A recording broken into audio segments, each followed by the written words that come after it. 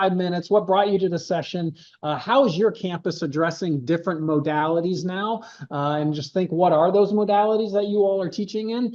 And then we'll talk a little bit about the flexible teaching and learning at UCO, which is the point of this project. So just really quick turn and talk. If you're online, you can use chat to kind of introduce yourselves, what brought you to the session, and how is your campus addressing different modalities?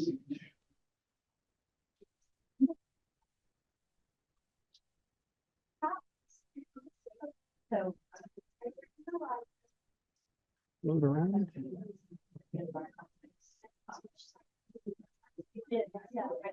Joined us online. Some individuals in here are talking about the reasons that they came to the presentation. And so was it NSU? NSU is revamping their CTL and looking for just kind of some insights and ideas for things they could possibly do.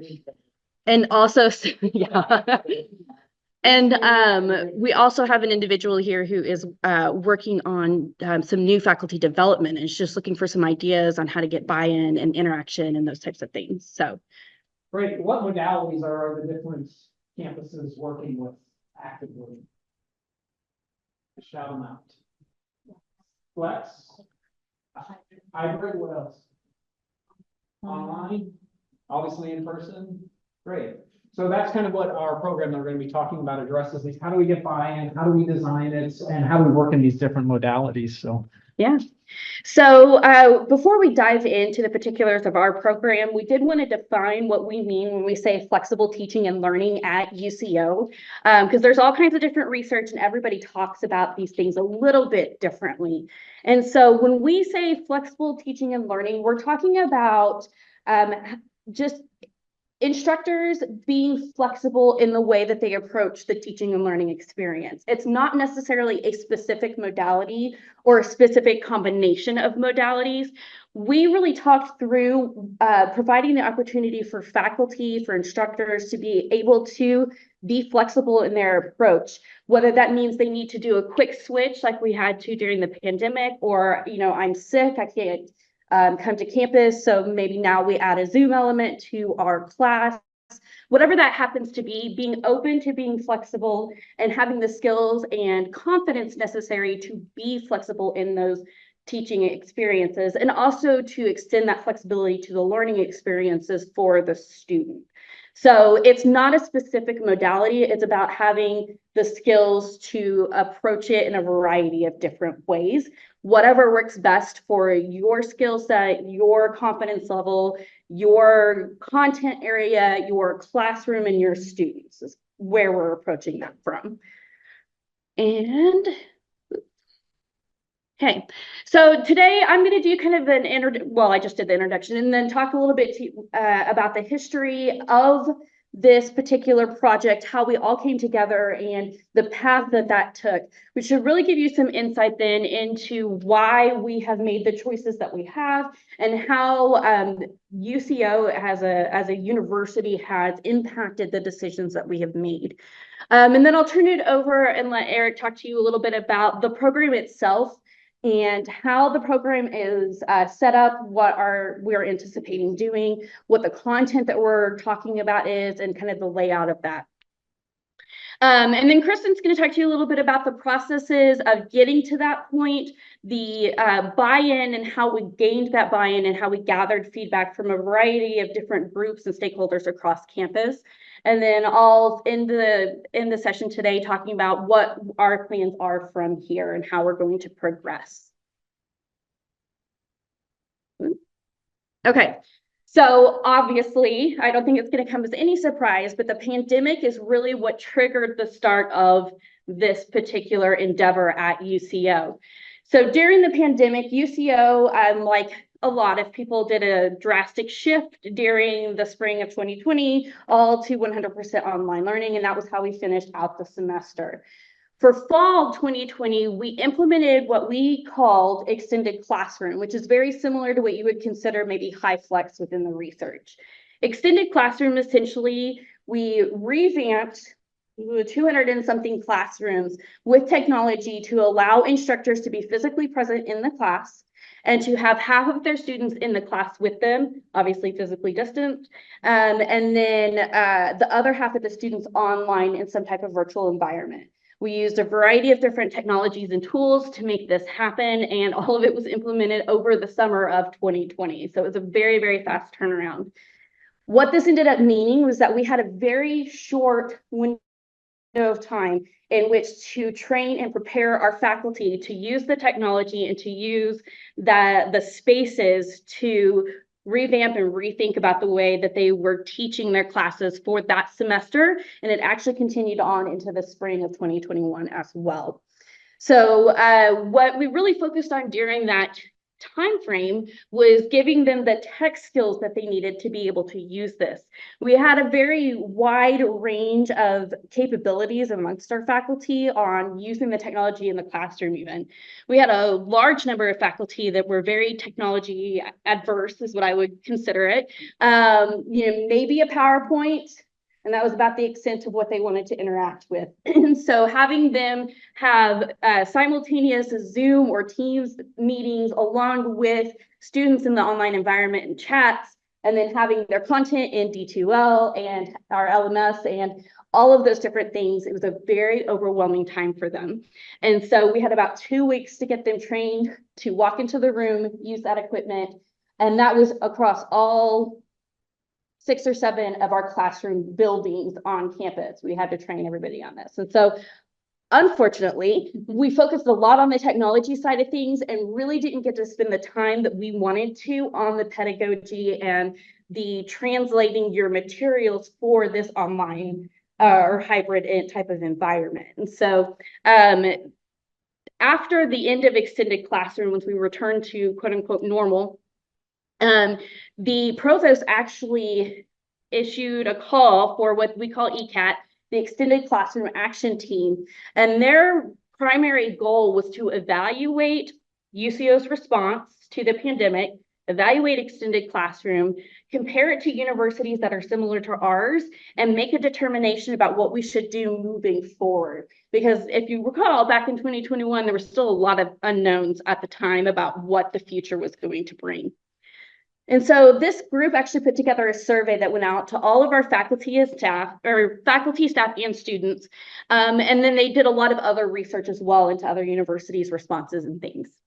One of the big things that came out of the survey responses was that there was a big gap in skills and knowledge for instructors on how to translate what they felt were successful content and activities in a face-to-face classroom into these hybrid or online environments. They did not feel like they had the confidence to be able to do that or to quickly switch. There wasn't the confidence level to be able to, it's technology, it goes down. What do I do now? How do I make that switch quickly and effectively within my classroom? And so this was definitely something that popped up a lot in that survey. And it also actually translated into the student responses as well, because our students came back and said they could tell when the instructor wasn't confident. And it translated into how they interacted with the virtual students, or that they ignored the in-class students and only interacted with the virtual students. There was a disconnect in how they were engaging, and the students felt that on their end as well. So we saw that results in the survey. And actually, the 3 of us end up working together quite a bit in various contexts on campus with faculty development. And so through various conversations, what we realized is that we were seeing the same thing reproduce itself just anecdotally through conversations we had with faculty members, through what we saw happening in the classrooms, and just through things we had experienced ourselves. So this group kind of started having these discussions about how do we deal with this?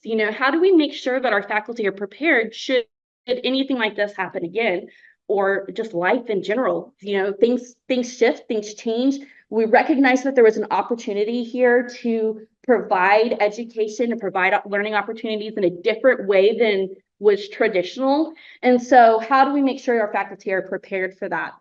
And so my group, Academic Technology Unit, with Eric's 21 CPI and the CC's online learning group and team, that we got together to represent those different units so that there was a variety of perspectives, knowledge, experiences that could play a key role into the development of some type of professional development opportunity for our instructors.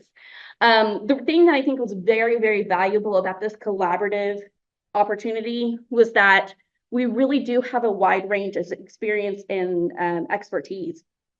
We come from a variety of different backgrounds, different universities, and we have all of this knowledge that we were able to bring together. We also have a wide range of reach on campus. I think it's not a surprise to most that the Pedagogy Institute will have different individuals who are interested in that and engaging in it than maybe those who are teaching online or those who like technology in the classroom. And so we had different groups across campus that we could pull on and bring together and provide something that had a much bigger reach and a much bigger range for our instructors, regardless of their level and where they were at. And so we started getting together, we started doing a lot of research and discussion and doing our own trainings and attending trainings and conferences and webinars to try to determine what we thought a professional development opportunity should look like and how we were going to define it at UCO. This is where we came up with the term just flexible teaching and learning, something that was broad in definition because we didn't want to pigeonhole anybody into a specific modality. That was something that came up in our surveys from our instructors, is that they didn't want to be forced to do things in a specific way. They wanted the flexibility and the freedom to make choices that were appropriate for them in their classrooms. And so we needed something that was going to be flexible enough to meet that need as well. And so we got together, we developed the flexible teaching and learning workshop. We put together what we thought that outline should be. We did research, and I'll kind of leave some of this to Kristen to dive into a little bit more exactly about how we did all of this. But we got together, we went through multiple phases, gathering feedback, doing focus groups with our faculty until we came to a final version of what we thought that it should be. During that time frame, ECAT 2 actually was convened, and that is where our provost said, okay, you guys, the first group, you did a lot of research and you made some recommendations.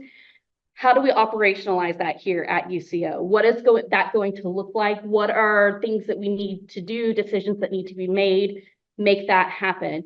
And so we were on that group simultaneously as we were developing this workshop, which gave us a really nice insight into what the future might hold at the university and how that was going to impact the professional development opportunities we were putting together. Is there anything you guys would like to add or that I missed out on there? Excellent. Oh, we have artwork on it. Okay, that's fine. Go ahead, Eric. Thanks. So what is that program that we came up with that we worked so hard with a wide number of people to work on? First of all, the goals that we were aiming for, Amanda's already kind of talked about a little bit. And obviously, anytime you do work with faculty, a lot of these kind of run across different programs. So empowering, faculty through different collaboration. We know that faculty learn best when they're in groups working together, just the same as our students. In fact, a lot of those best practices from education apply to faculty development. So how can we embody those? So we tried to be very intentional in the design of making sure that this was a collaborative, cooperative learning experience for faculty as we went through it. Also, it's already been mentioned, just building adaptive teaching skills. As you'll see, we're moving through multiple modalities in the outline that I'll go over next. But the purpose isn't, yes, we want them to kind of have the basics of the best practices for these different modalities, but more important to us is them having this adaptability that they're going to develop as we move through each of these different modalities. And then the last one is just this continuous improvement in their own ongoing professional development as in growing in their career as a professional educator in their fields and their disciplines. And so these are really the different things that we wanted to try to make sure we built in intentionally throughout the program. So what is the program that we came up with? You'll see that we have broken down into kind of 5 units, so to speak. And so I'm just going to kind of go through these fairly quickly. Session 0, we call it, is a kind of a pre-workshop. It's an online e-learning module that they would complete before they come to the first session. So again, we're trying to kind of model this hybrid approach to teaching and learning. And really the thing that we wanted to get out of that pre-workshop is having them do their own initial reflections on how do they feel, what do they think about these different modalities? Do they think synchronous is effective or not? Do they think that asynchronous is effective or not? Do they think they can handle HyFlex? Just kind of having them do some of those initial reflections for themselves is really kind of like a pre-assessment for us. And also, too, it just gives us information about how do we need to adapt these other sessions based on what their response to that. So if everybody loves synchronous, but they all hate HyFlex, well, guess what? We're going to have to adapt, shorten or lengthen some of these sessions to the people, the actual cohort going through this program. Session 1, then we start off. Each of these sessions is broken into 2 halves. Is kind of how we see it. So think of like a 2-hour program. First hour, we're focusing on one thing. Second hour, we're moving on to something different. For this first session, that first hour is really just kind of basic backgrounds about integrating technology and pedagogy in your classrooms. Is kind of just some of those basic foundational skills. The second half is where we start to then introduce and talk about what we call technology enhanced in-person teaching. So we can walk into a classroom and have a PowerPoint. That's one level of integrating technology, but I can also have my students pull out their phones and they do some type of poll. We get real-time results, say with Mentimeter or something like that, that's built in. That's another higher level, more sophisticated integration of technology in in-person classes. So we're going to focus on best practices of how do you integrate technologies into your in-person classes. Just like with their students, we're going to give them homework now. So they get the basics of this in-person technology enhanced teaching. Now, guess what your homework is? You're going to have 2 weeks to go off and kind of take one, say, 10-minute activity, an in-person activity you do with your students, and integrate technology using those best practices that we just learned about and that we just demonstrated and practiced together in our session. They come back in session 2, and the rest of these sessions then follow a similar format. The first half or the first hour is going to be what is called micro teaching. So they're going to come in, they'll be broken into groups of 3, and each person in each group ideally would be able to facilitate the other 2 people, or at least talk them through what is the in-person, in this case, the technology enhanced in-person activity they came up with, and get feedback from their peers so that they can improve it. And then they kind of rotate, each person presents to each other. The second half, then, we then start to transition into the next modality. So in this session 2, we're now shifting into synchronous modalities. So we come back together as a large group. We talk about best practices. We actually engage in activities where they're doing synchronous learning together and kind of getting those foundations. Then they go off, and guess what? They get homework. They have to now develop at least a 5 to 10 minute synchronous activity that they could do with their students. Come back in session 3. First half is that micro teaching again, small groups doing it with each other, getting feedback from their peers.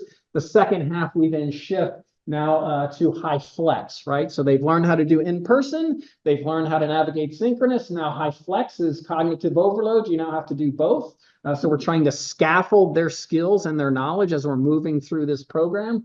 That's session 3, then we kind of introduce them to, as we transition from synchronous to HyFlex, again, introducing them to best practices, having them get their hands on and practice this stuff while we're together. They go off, do homework, come back with their activity, HyFlex activity, talk about it with their peers in session 4, that first half.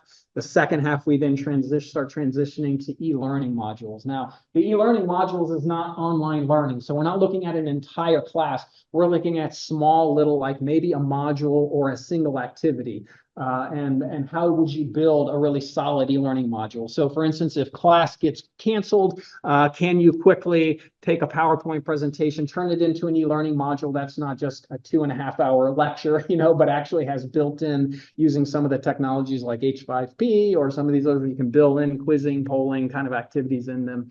Or if you have a unit that you think is probably a better fit to do an online asynchronous e-learning module just for that week, rather than come into an in-person thing, the faculty will at least have the basic knowledge and understanding of how to do that. CC at our institution, the Center for E-Learning Connected Environments, already has a certificate program for doing a full online class. We're not trying to replicate that. As a matter of fact, we think this could be an on-ramp for that people coming out of this could then go into that program and complete that certificate program. So that's session 4, they get the basics, they go off, they do homework, they come back. And session 5, the first half is micro teaching, presenting their e-learning modules that they came up with. And then the second half of that is us kind of returning to that pre-workshop, doing a post-assessment. You've now been through these different modalities. Now you've had a chance to engage with them and learn about them. Now, where are you thinking? What are you feeling about these different? Do you feel more confident? Do you feel more supportive of them? Those types of things. Again, as we talked about in these previous this previous slide, again, we're trying to have it be collaborative, have them learn how to be adaptive, and then continually improve on their own.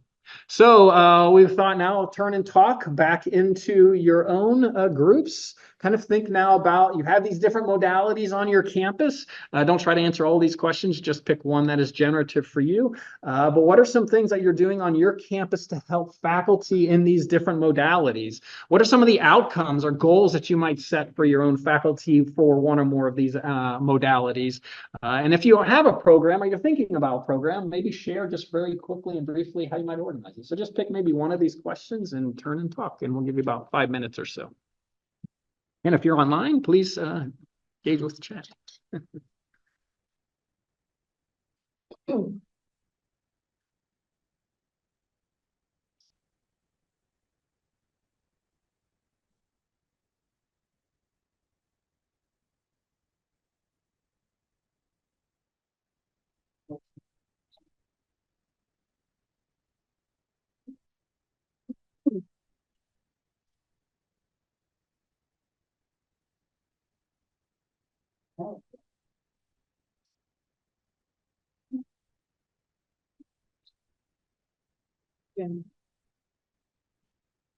Yeah. Yeah.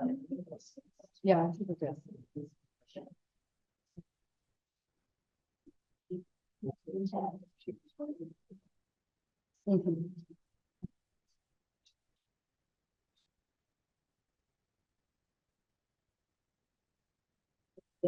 Foundation.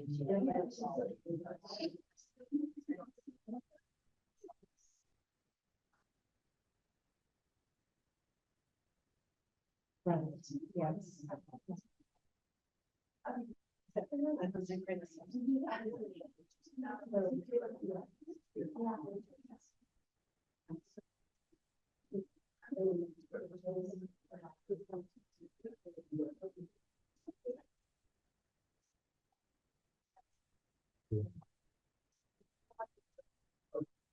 Oh,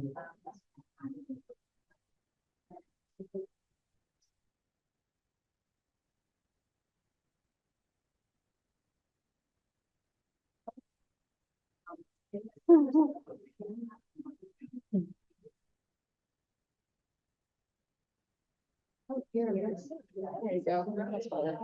It's driving me crazy.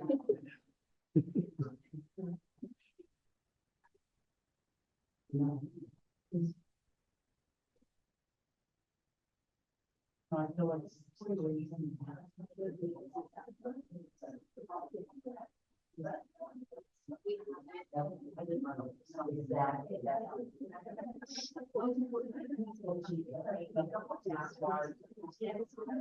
okay, let's go ahead and come back together. I think he's going to try, but I'm all right for number 2, so I'm still going to be late. I might need to be able to translate for the online. Okay.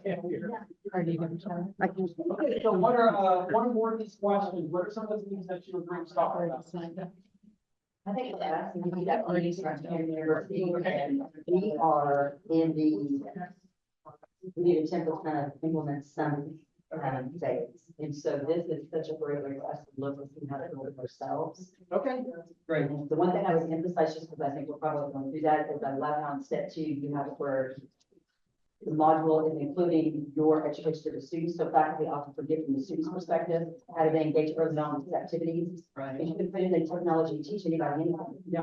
don't share that with students, but the new ones, they're not gonna get that. So I love that you included that lesson in there. I think that'll be. Yeah, so looking for a template. Yeah, I was gonna 'Cause say, I'll you just just stand back explain. here. So looking for a template, it's like, so we look at a number of different templates from different schools to try to figure out how other people are doing these things. One of the things that we also did is in our surveys to faculty is try to really listen to how do this faculty want to engage with these different modalities? How do they want to learn? And over we heard from them is they want to get so for some of them, I want to put my hands on this, some of the statements they would say, I want to get in and use it and like practice it. So we tried to make this a very experiential kind of an approach. Other things that your groups talked about in relation to this. We talked about in our office, we have a CIDT like crash course for new faculty. Okay. And then we, as part of our course review process, we're building an online teaching course Okay. that we don't necessarily, we have some faculty who have been at the university a long time and have done previous online courses, but some are 10 or 12 years old. And so they've kind of leaned on that for a long time. So we're getting everybody on a level like 0.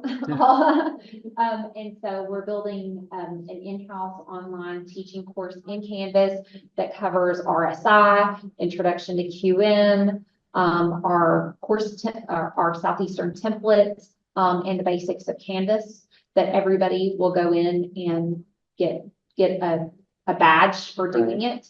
And then as part of the course review process, they will do either IYOC or DYOC within QM. And then the course review process is anywhere from 3 to 6 years for most faculty. And then as that goes along, we're going to build kind of a middle level in, Canvas course, and then an upper level and include more information in there. Okay, so you already have a basic program that faculty can go through. That's been around, you said, for 12 years, is that right? Some faculty have done it 12 years ago. It's been a while. Is that? They did old training. And They did we're building old training. all new. Okay, so now you're building new training, right?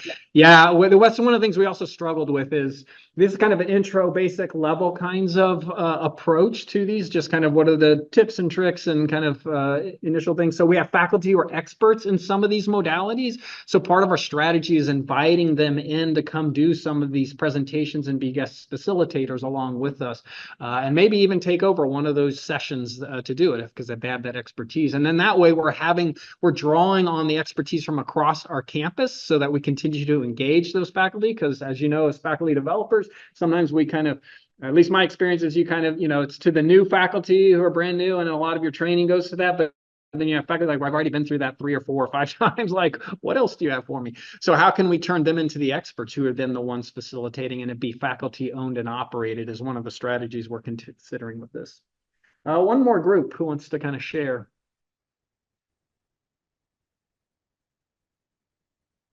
Yeah. Say.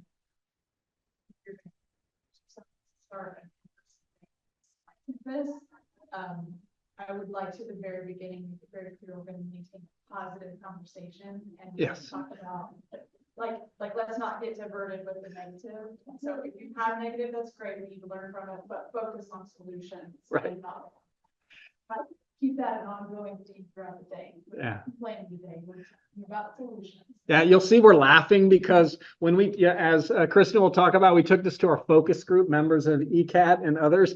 And that's one of the things that they had recommended is like, we need to have like a Kleenex day where we just we're still processing the trauma of COVID, right? And we just need like a venting session where we can all just come together and be like, that was a horrible experience, So yes, absolutely. So we're trying to build that into the revised version of how can we help faculty kind of process that stuff, but in ways that are positive, ways that are productive. Yes, but this still honors the experiences that you've had. Thank you so much for that. And let's see, get back on here. Yep.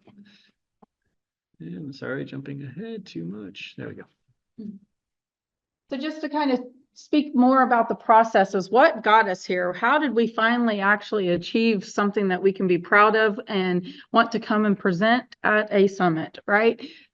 So we definitely, the three of us dedicated to monthly collaboration meetings. So there might have been a month or two where it would be extended to about 6 weeks, but we definitely made it a priority on our schedule to make sure that we met with one another and had the conversation and held each other accountable for what it was that we were working on with this project that was really essential to getting this pulled together in a timely manner.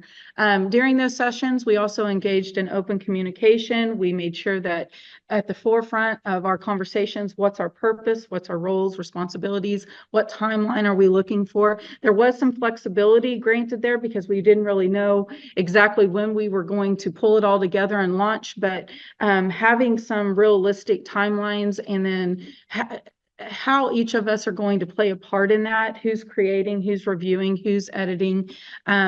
We each had different specialities and interest, and with all the different sessions that have been communicated, some of us emerged as, I'm going to really put a lot of my research and that my creative thought into what I think that session should look like, while one of us others would maybe, okay, let's review it, let's look at it, what are you missing? And that's really how the collaboration part really worked well with us, because we had different perspectives that we were able to share with one another that, oh, I'm too close to the project, how did I miss that kind of situation? As we worked together as a team, we did work off of a shared doc. It wasn't a Google Doc, it was a Word.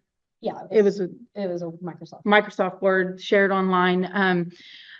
We did have backwards design in mind. So we started with an outline, and this outline was worked, transforming into something completely different than where it began. So we always kept in the conversation, what's the scope of the project, who are our audiences, or the intended audience, or the participants in the room, trying to really go back to that survey. What's the need on campus? What are we trying to accomplish? Because when you get really going into these conversations, you can derail very quickly, and there's always new things coming up, and, oh, I want to, tell you about what I just learned last week about this, and, just really trying to keep that in perspective. So that outline really helped us keep things going. We had our outcomes in front of us at all times, always checking in with those. What's the tech outcomes? What's the pedagogy outcomes? What are we hoping to accomplish? And that helped guided the projects and the development of the content that we would be delivering and the activities that we would have the participants engage in. Once we felt like we had a really good, solid outline project with basically the content in this shared doc, we then transferred that over into D2L, which is where we were going to house our workshop from. Once we put it into D2L, it really started to come alive. We started to put in the PowerPoints and have just a different look at it. So it's like, now if someone was to go through this workshop, what's their experience going to be? Not just our thoughts on a piece of paper from an outline format. So then we could really start saying, okay, this really needs to be changed or modified. That whole keep, tweak, delete kind of conversation started to emerge on a more frequent basis. When it comes to buy-in and feedback, it really started with our own personal buy-in. I have the opportunity to work with brilliant colleagues, and it's been a real honor. They are just experts in all that they do, and just to be able to stand next to them and work on a project like this, I find it super fulfilling. But for a project like this to really come together, you've got to be motivated and be bought into it yourself, right? You got to want to do it, right?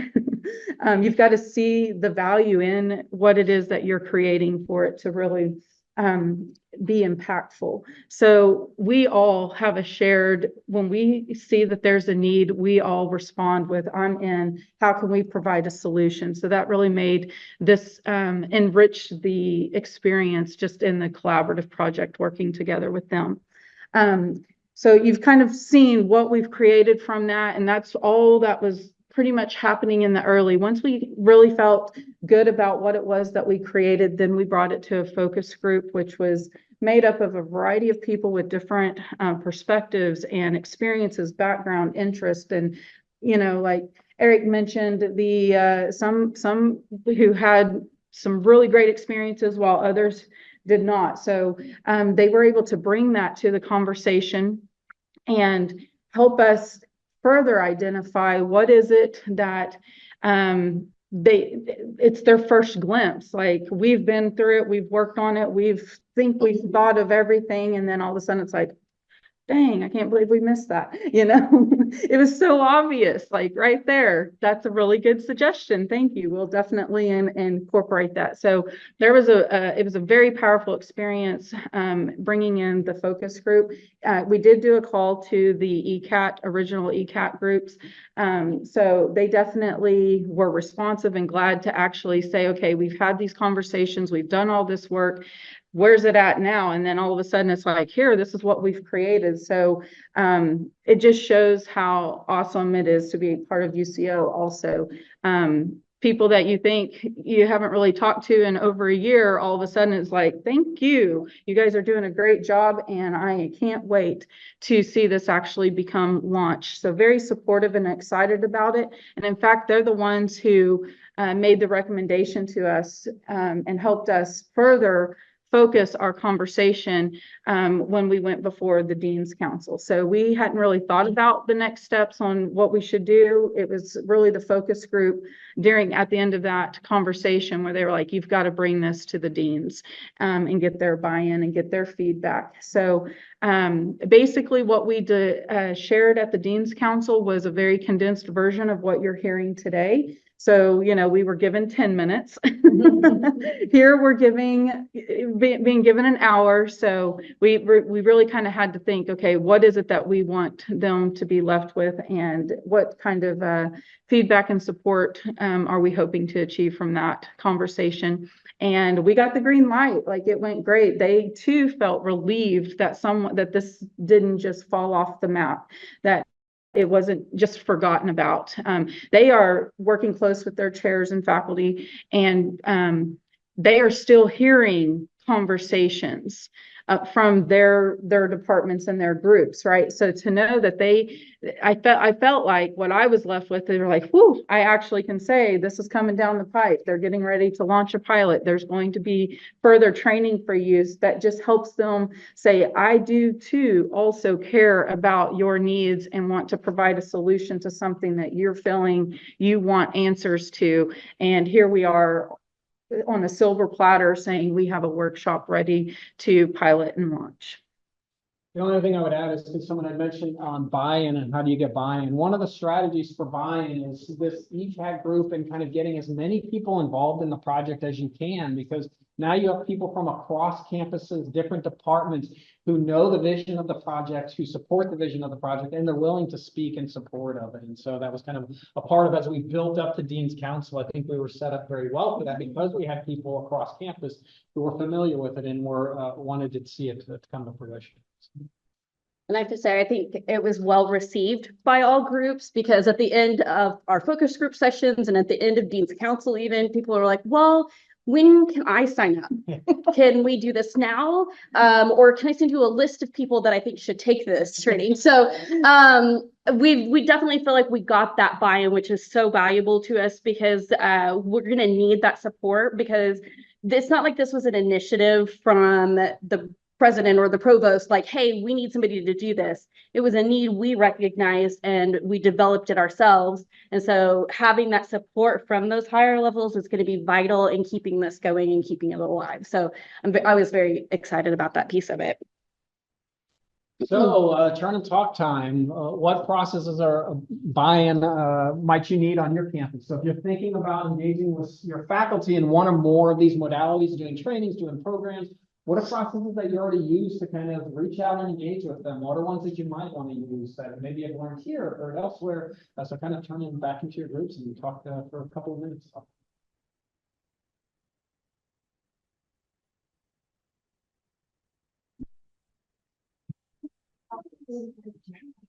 What? Yeah, yeah, we might want to keep this pretty short and then we can go into next steps. Oh, yeah. I did. I think it's fine, yeah, we had 10 minutes. And like, in here, we're definitely still building up. But it's kind of thinking. Like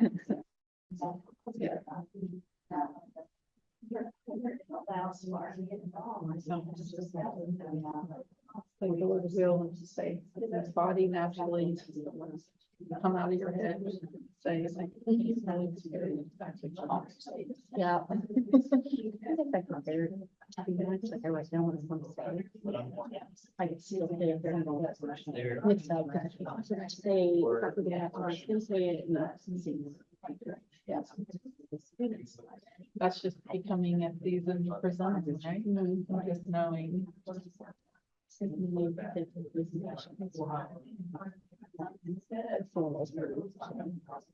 I had.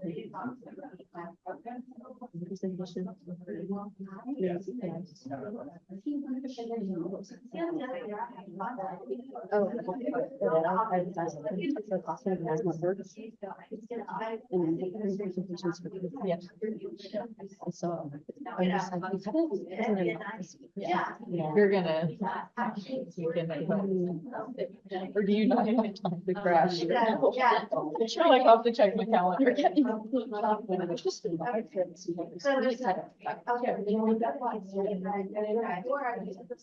Not something I would have thought anyway. Bring it back. Yeah.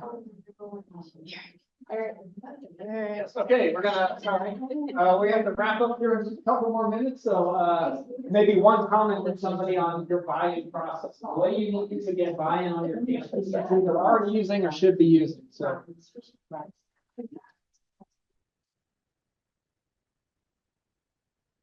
One process that you think that you might use to get buy-in on your campus for something like this. Yeah, we were talking about. Tony, it's the one person in the room, like I was asking about the math department, just the math department. Okay, right, yeah, the one person in the room who needs If to. it's the person in the back that they really want to be involved in, but the environment to teach is, the environment, what that is. It just takes one, Right. you know, to have some success at it. Right, so especially if you're in a small department, you know, there may be that one person in the room that people look to, listen to, like looks for the head nod or, you know, and if you can win them over, then, you know, you have probably 50 to 60% of the other people into the room. So yeah, being very strategic about if you are building a program like that, who are you selecting to be a part of it and trying to be very strategic about how you make those selections. So yeah, great idea. So we're just gonna close it out here with what's next. So it's been developed. We've got the green light to move forward. We have a couple of things that we got as kind of final feedback from our focus groups. And so we're gonna make those final changes. And then our plan is to launch our pilot this fall semester. We did talk briefly about trying to do something this summer, but we thought we'd probably get better involvement during the fall. So the idea here, though, is we really are planning on this being a pilot. We have ideas in mind about how this should be done. The plan is for, did we decide 5 or 10 weeks? See, now I don't even remember. That's what we're trying to decide. Do we do it 5 weeks, once a week, or do we do it 10 weeks and do it every other week and give them plenty of time in between? And then when we do it that way, how many times are we going to offer it per year? And how many cohorts do we think we can accommodate in a particular cohort, participants in a particular cohort? And so those are all things that we're going to try out this fall and then get feedback from our participants about how they feel that it was set up. Those are details we just can't come to a solid, like, oh, this is going to be the best way to do it. So we're going to give something a shot and see how it goes.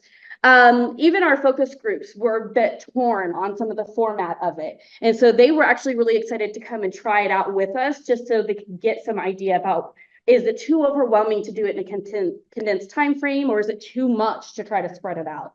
So at the end of this fall semester, we're going to evaluate, have those discussions with the actual cohort themselves, and then put together an actual plan to operationalize it and what that is going to look like moving into the future. We do have some ideas for developing this even further. I think Eric kind of hinted at this earlier, bringing in those peers to lead cohorts, lead sessions, be engaged somehow, those experts on our campus. So at this point in time, the three of us are planning on facilitating it, but we don't want it to be us forever. We want to incorporate those other experts on our campus and get their input as well. And then we obviously need to bring in things that are happening in the field as new technologies come on board. We even talked about how, when we first started developing this, AI was not a thing that people were talking about, but obviously they are now. And so how does that impact some of the choices that are being made for the cohort and for this program specifically? And so those are all things that will need to be incorporated and we need to adjust over time. We've also talked about how at this moment in time, this is what makes sense, but you never know. I don't think anybody predicted a pandemic in 2020, but it happened. And so what the future holds could completely drastically change what we're doing.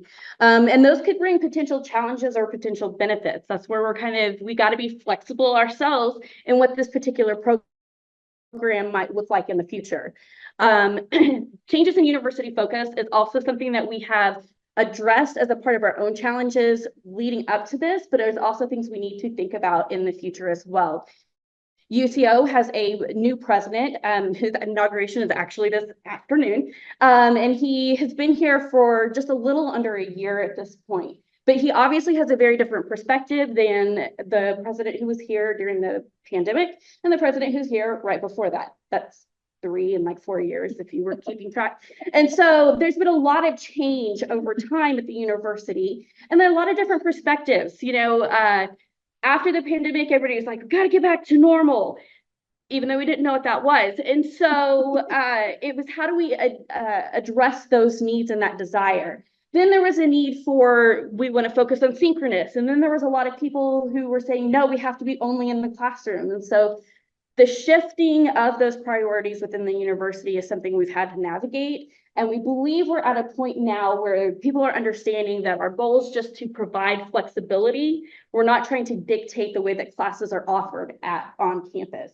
And so with that in mind, though, the future, things may shift again, and we may have to address the way that our program is developed.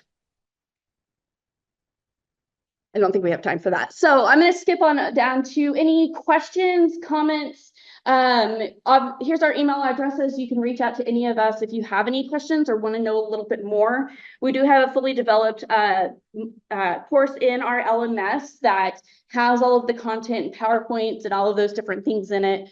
So we are ready to get going with it. We're going to be start actively recruiting, that is the word I wanted, thank you. Recruiting for participants for this fall semester. And so if you're interested in seeing things in a little bit more detail, we'd love to talk to you about it. But if there's any questions now that we can address, please let us know.